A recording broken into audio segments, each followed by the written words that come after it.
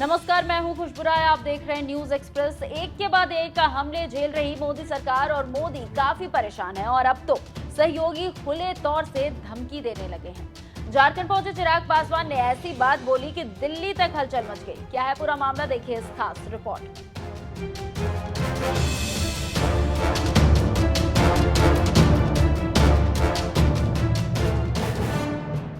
बिखरे सभी बारी बारी।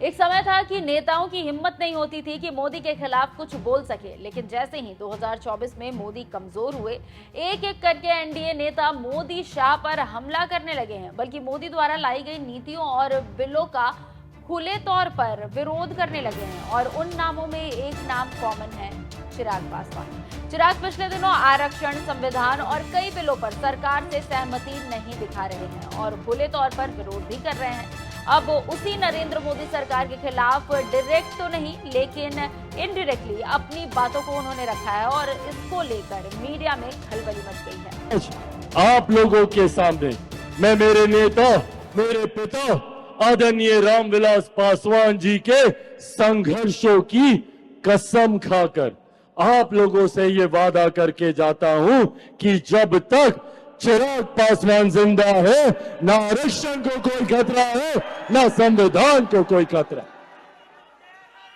आज की तारीख में अगर खतरा है तो ऐसे लोगों से मुख्यमंत्री हेमंत सोरेन जी और इनके गठबंधन के लोगों से हमारे राज्य को खतरा है।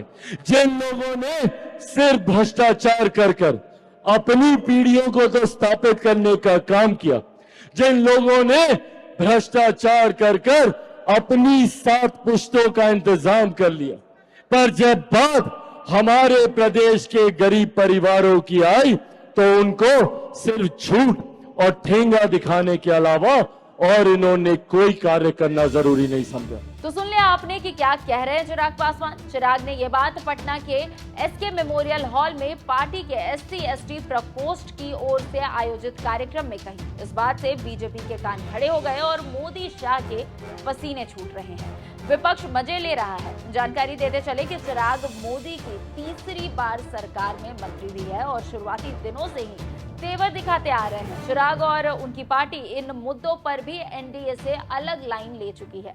चिराग ने हाल ही में राहुल गांधी की तारीफ और दूरदर्शी नेता उन्हें बताया था और कहा था कि उनके पास विजन है और ये बयान उसी बयान से जोड़कर देखा जा रहा है।